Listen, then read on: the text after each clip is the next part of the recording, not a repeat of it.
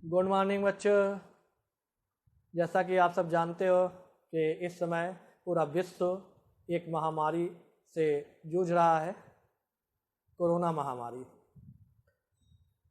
और लगभग विश्व के सभी देश इससे प्रभावित है। हमारा भी देश इससे प्रभावित है।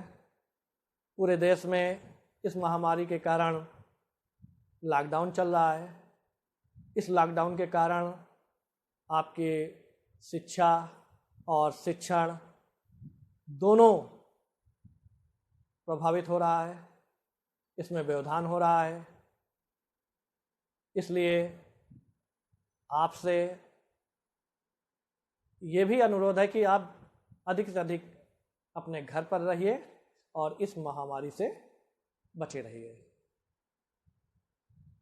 अब चूँकि आपके शिक्षा में व्यवधान हो रहा है, इसलिए शिक्षा विभाग ने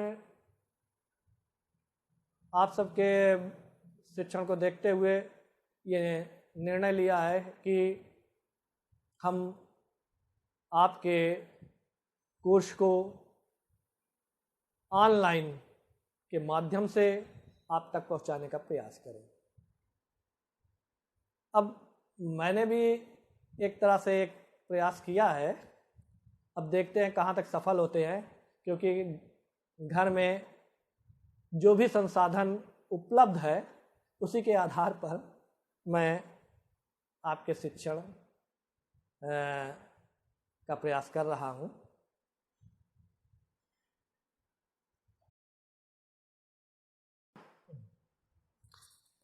तो मैं प्रमोद कुमार पाल, बायोलॉजी लेक्चरर, और आप सबको बायोलॉजी विषय पढ़ाऊंगा। बायोलॉजी अभी तक आपने जो है बायोलॉजी को भी साइंस के अंतर्गत ही पढ़ा है, लेकिन अब ये एक विषय के रूप में जीव विज्ञान आप पढ़ेंगे। तो सबसे पहले मैं जीव विज्ञान क्या है बताता हूँ। जीव विज्ञान, देखिए, जीव विज्ञान को अंग्रेजी में बायोलॉजी कहते हैं, ठीक है। बायोलॉजी ये दो शब्दों से बना है, बायोस और लोगोस। बायोस मीन लाइफ और लोगोस मीन टू डिस्कोर्स या टू स्टडी। लाइफ की स्टडी अर्थात जीवन की स्टडी बायोलॉजी है, ठीक। बायोलॉजी शब्द का सर्वप्रथम प्रयोग 1802 में जीन बैटिस्टे डी लेमार्क और गॉडफ्रीड टेबिरेनस ने किया था। चूंकि ये विज्ञान ऐसे जीवों का, ऐसे पदार्थों का अध्ययन करता है जिसमें जीवन हो, तो इसके अंतर्गत समस्त जंतु भी आ जाते हैं और समस्त पौधे पादप भी आ जाते हैं। इसलिए इसके अंतर्गत हम जंतुओं का भी अध्ययन करते हैं और पादपों का भी अध्ययन करते हैं। अर्थात इसके दो ब्रांच हो जाते हैं, जंतु विज्ञान और पादप विज्ञान। जंतु विज्ञान, इसके अंतर्गत जंतुओं का अध्ययन करते हैं। अंग्रेजी में इसे जूलॉजी कहते हैं। जूलॉजी भी दो शब्दों से मिलकर बना होता है, जून और लोगस। जून माने एन एनिमल अर्थात जंतु, और लोगस जैसा कि पहले बताया जा चुका है, अर्थात इसके अंतर्गत जंतुओं का अध्ययन किया जाता है। इसकी दूसरी शाखा वनस्पति विज्ञान, जिसे अंग्रेजी में बॉटनी कहते हैं। और बॉटनी ये ग्रीक शब्द है और इसकी उत्पत्ति जो है बोटेन से हुआ है। ग्रीक शब्द बॉटेन से हुआ है, जिसका अर्थ हर्ब आर प्लांट्स। बॉटेन की भी उत्पत्ति एक अन्य ग्रीक शब्द बॉस्किन से हुई, जिसका अर्थ है चरना। और बॉस्किन शब्द की उत्पत्ति एक अन्य ग्रीक शब्द बॉस से हुई है, जिसका अर्थ है पशु, अर्थात बॉटनी जीव विज्ञान की वो शाखा है जिसके अंतर्गत पशुओं के चरने से संबंधित जीवधारियों का अध्ययन करते हैं, अर्थात हरे घास पौधे और विशाल वृक्ष आदि।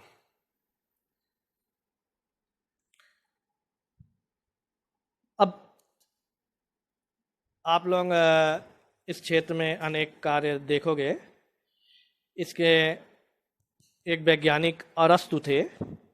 अरस्तु को जीव विज्ञान एवं जंतु विज्ञान के पिता कहते हैं, क्योंकि इन्होंने सर्वप्रथम जो है लगभग 700 जंतुओं की एक सूची तैयार किया था और इन्हें जंतु, वनस्पति और मनुष्य 3 वर्गों में बांटा था। इसके पश्चात इन्होंने जंतुओं के रक्त के रंग के आधार पर मुख्य 2 भागों में बांटा था, एनाइमा और इनाइमा। एनाइमा जिनका रुधिर रंगहीन था और इनेमा जिनका रुधिर का रंग लाल। और फिर इनेमा को इन्होंने 2 भागों में बांट दिया था, विविपेरस ओविपेरस, अर्थात विविपेरस माने बच्चा देने वाले और ओविपेरस माने अंडा देने वाले, विविपेरा एंड ओविपेरा। इसी प्रकार से थियोफ्रेस्टस को वनस्पति विज्ञान के जनक कहा जाता है और इन्होंने भी लगभग 500 पौधों की एक सूची तैयार की थी। इनकी लिखित पुस्तक है जिसमें इन्होंने लगभग 500 पौधों का वर्णन किया है। हिस्टोरिया प्लांटेरम नामक इनकी पुस्तक है और इसमें इन्होंने सर्वप्रथम पौधों को इसके आयु के, स्वभाव के व आकार एवं माप के आधार पर वर्गीकरण करने का प्रयास किया।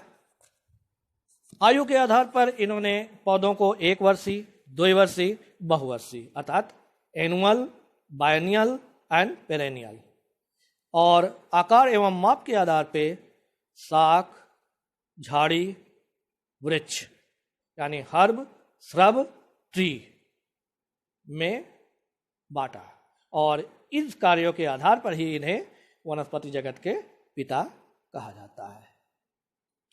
बस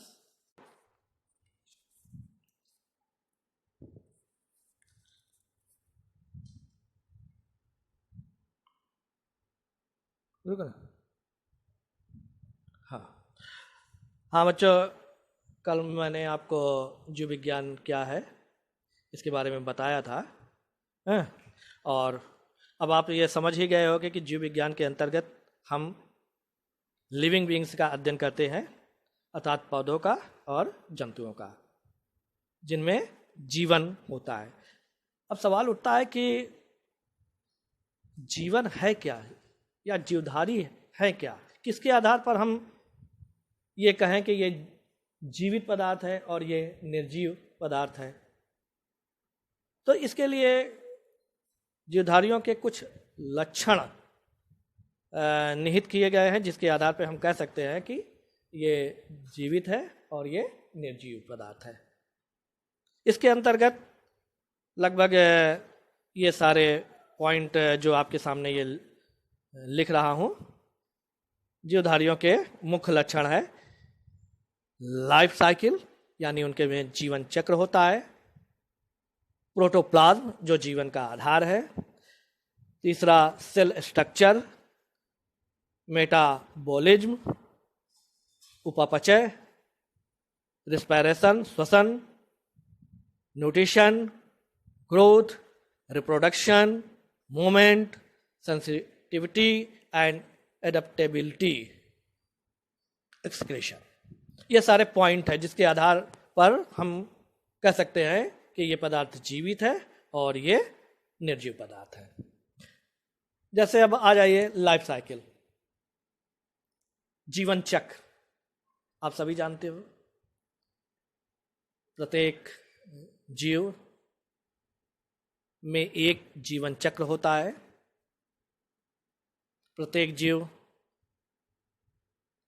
छोटे संतान के रूप में जन्म लेता है, उसका पोषण होता है, उसके शरीर का विकास होता है, वृद्धि होती है और एक अवस्था के बाद उसकी मृत्यु हो जाती है। तो जन्म से लेकर के मृत्यु के बीच की जो प्रावस्थाएं होती है, इसके बीच जो जिसका जीवन चलता है, यही उसका जीवन चक्र कहलाता है। अब आप मनुष्य का ही ले लीजिए। मनुष्य पहले एक छोटे बच्चे के रूप में जन्म लेता है, उसकी आकृति, माप, अंगों की आकृति, माप बहुत छोटा होता है, धीरे धीरे वृद्धि करता है। फिर उसमें वृद्धि के आधार पर ही अवस्थाएं होती है, शिशु अवस्था, किशोरावस्था, प्रौढ़ावस्था और प्रौढ़ावस्था के बाद एक समय ऐसा आते हैं जब उसकी मृत्यु हो जाती है। इसी प्रकार से सभी जीव में एक निश्चित जीवन चक्र होता है। यही सजीव की एक प्रमुख विशेषता है। जैसे अब आप किसी भी इंसेक्ट का ही एग्जाम्पल ले सकते हैं। इंसेक्ट की अवस्थाओं में आप देखते हो कि उनमें पर एक अवस्था अंडा की आती है, अंडे से फिर लार्वा निकलती है, दूसरी अवस्था आती है, लार्वा से फिर प्यूपा की अवस्था आती है और प्यूपा से फिर एडल्ट अवस्था आती है। ये उनका जीवन चक्र है। ऐसे ही सभी जीवधारियों की एक निश्चित जीवन चक्र होता है जिसमें विभिन्न अवस्थाएं आती है। दूसरा जो मुख्य पॉइंट है जिसके आधार पे हम सजीव और निर्जीव में भेद कर सकते हैं, प्रोटोप्लाज्म। प्रोटोप्लाज्म पहले जानिए कि ये होता क्या है। प्रोटोप्लाज्म कोशिका के अंदर संपूर्ण जीवित पदार्थ को प्रोटोप्लाज्म या जीवद्रव्य कहते हैं और यही जीवन का भौतिक आधार है। अर्थात अगर हम ये कहें कि जीवन कहाँ है, तो कोशिका में हम प्रोटोप्लाज्म को ही दिखा करके कह सकते हैं कि यही जीवन है, इसी में जीवन है, इसी के द्वारा जीवन है। ठीक है। और आप ये जानते हो कि जो जीव होते हैं वो कोशिकाओं के बने होते हैं और कोशिकाओं का मुख्य भाग जीवद्रव्य है, जिसमें हर समय भौतिक तथा रासायनिक परिवर्तन चलते रहते हैं, जिनके प्रतिक्रिया के स्वरूप जीवन की उत्पत्ति होती है। तीसरा, सेल स्ट्रक्चर। सेल स्ट्रक्चर्स आप जानते हो कि ये प्रत्येक जीवों की संरचनात्मक इकाई है और कार्यात्मक इकाई है। अर्थात किसी जीव में जो भी घटनाएं घटती है वो सब सेल के द्वारा ही संपन्न होते हैं और जो जीव चाहे वो जितना छोटा हो और चाहे जितना बड़ा और विशाल हो, वो सब कोशिका के ही बने हैं। कुछ प्राणी मात्र एक कोशिका के बने होते हैं, तो कुछ प्राणी जो है एक से अधिक कोशिका के बने होते हैं। यूनिसेलुलर, मल्टीसेलुलर जीव, मनुष्य बहुकोषीय मल्टीसेलुलर जीव है, लेकिन बड़ा ही कॉम्प्लेक्स संरचना वाला जीव है। तीसरी बात, चौथी जो है मेटाबॉलिज्म, उपापचय। अभी जैसे हमने आपको कहा ना कि जीव जो है वो सेल के बने होते हैं और सेल में ही हर समय भौतिक तथा रासायनिक क्रियाएं या परिवर्तन होते रहते हैं, जिनके कारण जीवन की उत्पत्ति होती है। कोशिकाओं के अंदर जो ये भौतिक तथा रासायनिक क्रियाएं चलती रहती है, जिसमें हर समय कुछ पदार्थों का विघटन होता रहता है और कुछ पदार्थ का उत्पादन होता रहता है, नए सिरे से बनते हैं कुछ पदार्थ। इस संपूर्ण क्रिया को ही उपापचय या मेटाबॉलिज्म कहते हैं। इसके भी दो भाग हो जाते हैं, उपचय और अपचय। उपचय वो भौतिक परिवर्तन है अथवा रासायनिक परिवर्तन है जिसमें किसी नए पदार्थ का निर्माण होता है कोशिकाओं के अंदर। और अपचय, उपापचय का वो भाग है जिसमें कुछ रासायनिक पदार्थों का विघटन होता रहता है। ये दोनों क्रियाएं कोशिकाओं में निरंतर चलती रहती है और इन्हीं के फलस्वरूप तो ये केवल जीवित जीवधारियों में ही होता है, निर्जीव पदार्थों में ये क्रियाएं नहीं होती। ठीक। उसके बाद जैसे रिस्पायरेशन आप जानते हो है, जीवित रहने के लिए श्वसन क्रिया होती है। श्वसन के द्वारा ऑक्सीजन ग्रहण किया जाता है और इस ऑक्सीजन का उपयोग कार्बोहाइड्रेट या रासायनिक पदार्थों के विघटन के करके ऊर्जा उत्पादन में किया जाता है। न्यूट्रिशन, पोषण, अगला जो पॉइंट है वो न्यूट्रिशन है, पोषण। पोषण प्रत्येक जीवधारी जीवित रहने के लिए अपने वातावरण से कुछ खाद्य पदार्थों को ग्रहण करता है, उसका पाचन करता है, फिर उसके द्वारा नए पदार्थों का निर्माण करता है, माने कोशिकाओं के अंदर, शरीर के अंदर होता है, जिससे उसकी वृद्धि होता है, विकास होता है, टूटे फूटे अंगों की मरम्मत होती है। ये सारी क्रियाएं ही पोषण कहलाती है। ग्रोथ, अभी अभी मैंने आपको बताया ना कि जब प्रत्येक जीव में जनन क्रिया होती है, अपने जैसे संतान उत्पन्न करता है और ये संतान पहले बहुत छोटा होता है, धीरे धीरे पोषण करके वृद्धि करता है, विकास करता है और फिर एक अवधि के बाद वो अपने वयस्क माता पिता के समान आकार माप का हो जाता है।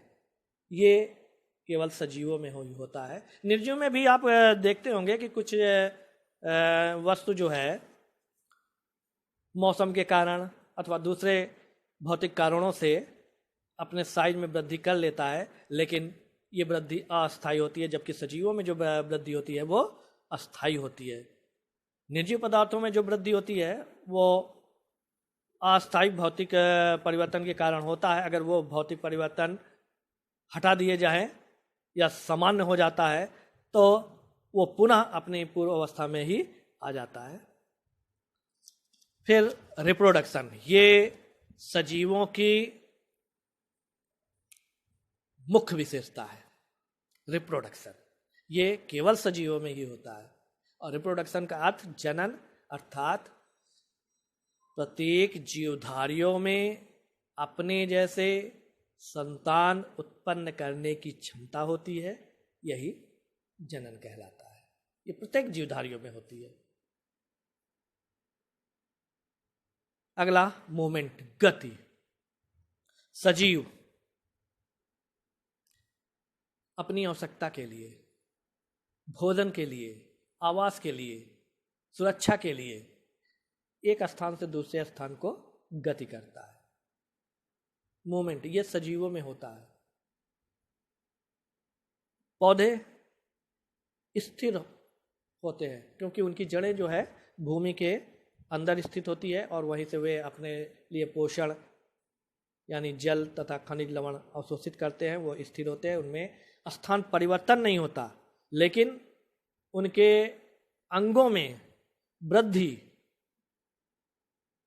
और कुछ स्थिति में उसमें थोड़ी बहुत गति होती है, लेकिन स्थान परिवर्तन नहीं होता है। आप ऐसे भी कह सकते हो कि रेल का इंजन तो चलता है, तो क्या इस लक्षण के आधार पर हम रेल को सजीव मान लें? नहीं। सजीवों की गति और रेल की गति में अंतर है। सजीवों में जो गति होती है वो शरीर के अंदर स्थित ऊर्जा के द्वारा होती है, आंतरिक ऊर्जा के कारण होती है, और ये ऊर्जा सजीव अपनी आवश्यकता के अनुसार, अपनी इच्छा के अनुसार प्रयोग करके अपनी इच्छा के अनुसार अपने शरीर में गति उत्पन्न कर सकता है, स्थान परिवर्तन कर सकता है, अंगों को हिला सकता है। किंतु आप जो रेल का उदाहरण ले रहे हो, रेल में जो गति होती है उसमें वायु भौतिक कारक कार्य करता है। जैसे डीजल इंजन है तो उसमें बाहर से डीजल दिया जाता है, इलेक्ट्रिक इंजन है उसमें बाहर से इलेक्ट्रिक दिया जाता है, और फिर ना तो ये अपनी इच्छा के अनुसार, क्योंकि वो तो निर्जीव है, एक स्थान से दूसरे स्थान पर जा सकता है, और ना अपनी इच्छा के अनुसार ही जब चाहे वो गति कर सकता है। इसे ड्राइवर जो है अपनी इच्छा के अनुसार चलाता है। तो दोनों में अंतर है। सजीवों में जो गति होती है वो आंतरिक ऊर्जा के कारण होती है, जबकि निर्जीवों में भी कुछ स्थिति में गति हो सकती है, किंतु ये बाह्य कारकों के प्रभाव से होता है। हाँ बच्चों, अगला जो पॉइंट है जीवधारियों के लक्षण के अंतर्गत सेंसिटिविटी एंड एडेप्टेबिलिटी। सेंसिटिविटी, आप जानते हो कि जब हमारा हाथ किसी गर्म वस्तु से छू जाता है तो हम फट से अपना हाथ पीछे हटा लेते हैं। यही सेंसिटिविटी है। ये जीवधारियों में एक प्रमुख लक्षण है कि वो अपने शरीर के चारों तरफ होने वाले किसी भी परिवर्तन का अनुभव करता है और फिर उसके प्रति अपनी प्रतिक्रिया व्यक्त करता है। उसे ठंड में ठंड का अनुभव होता है, उसे गर्मी में गर्मी का अनुभव होता है, और फिर उसके अनुसार ही वो अपने कपड़े का परिवर्तन भी करता है। ठंड में गर्म कपड़े पहनता है, अपने को गर्म रखता है ठंड में, और गर्मी में माने हल्के कपड़े का प्रयोग करता है और अपने शरीर को ठंडा रखने का प्रयास करता है। यही सजीवों की एक प्रमुख लक्षण है जो निर्जीवों में नहीं होती है। इसके साथ ही साथ उसमें अपने वातावरण से अपने को एडजस्ट करने की भी क्षमता होती है। निर्जीव में क्या है, वो ठंड में भी उसी तरह रहता है, गर्मी में भी उसी तरह से रहता है, लेकिन सजीव जो है अपने वातावरण के अनुसार अपने को एडजस्ट करता है गर्मी में जीवित रहने के लिए। इसीलिए वो हल्के कपड़ों का प्रयोग करता है और ठंड से बचने के लिए वो गर्म कपड़ों का प्रयोग करता है। और अगला पॉइंट एक्सक्रीशन। एक्सक्रीशन जैसा कि मैंने आपको बताया कि कोशिकाओं में हर समय भौतिक तथा रासायनिक परिवर्तन होते रहते हैं, जिनमें कुछ पदार्थों का विघटन होता है और कुछ के द्वारा नए पदार्थों का संश्लेषण भी होता है। इन क्रियाओं के फलस्वरूप कोशिकाओं में कुछ ऐसे पदार्थ भी बनते हैं या शरीर के अंदर ऐसे पदार्थ भी बनते हैं जिनका हमारे शरीर के लिए कोई उपयोग नहीं है और वो शरीर के लिए हानिकारक भी होता है। तो ऐसे पदार्थों को जीवधारी अपने शरीर से निकाल देता है। ये जीवधारियों या सजीवों की एक प्रमुख विशेषता ये भी है। इसे ही एक्सक्रीशन कहा जाता है, उत्सर्जन कहा जाता है। ठीक, तो आज मैंने आपको सजीवों के प्रमुख लक्षणों से अवगत कराया और इसके अंतर्गत मैंने आपको इन विभिन्न बिंदुओं पर चर्चा की। प्रमुख लक्षणों में जैसे मैंने आपको बताया कि जीवधारियों के प्रमुख लक्षणों में लाइफ साइकिल होता, protoplasm, cell structure, metabolism, respiration, nutrition, growth, reproduction, movement, sensitivity, adaptability और एक्सक्रीशन।